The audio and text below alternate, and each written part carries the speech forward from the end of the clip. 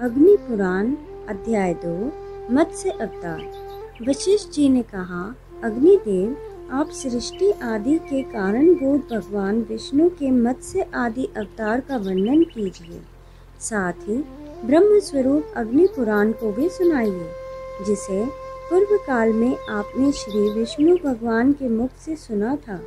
अग्निदेव बोले, वशिष्ठ सुनो, मैं सही हरि के मत्स्य अवतार का वर्णन करता हूँ।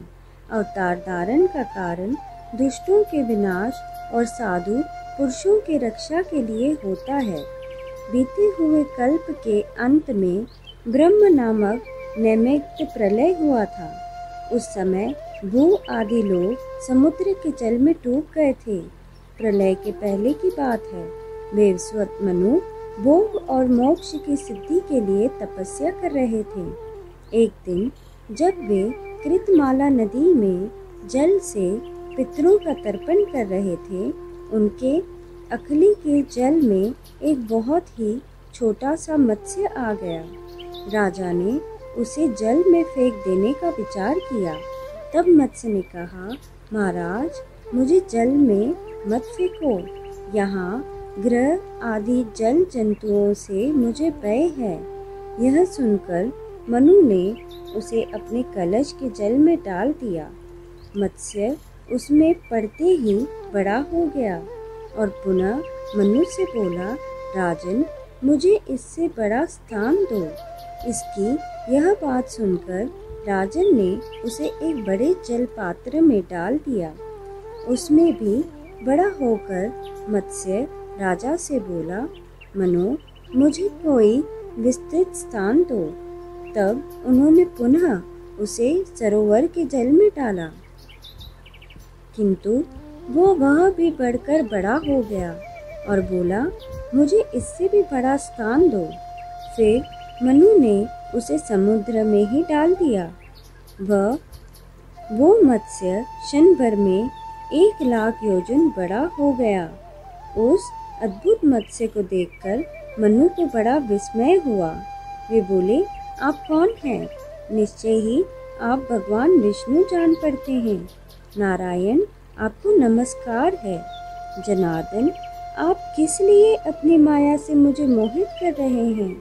मनु के ऐसे कहने पे सबके पालन में संलग्न रहने वाले मत्स्य रूपधारी भगवान उनसे बोले, राजन, मैं दुष्टों का नाश और जगत के कल्याण के लिए अकृत हुआ हूँ।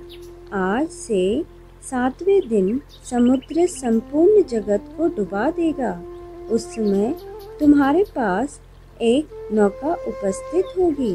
उस पर तुम सभी प्रकार के बीज उस पर रखकर बैठ जाना। सप्त ऋषि भी तुम्हारे साथ रहेंगे। जब तक ब्रह्मा की रात रहेगी, तब तक तुम उसी नाव पर विचरते रहोगे। नाव आने के बाद भी इसी रूप में उपस्थित होऊंगा।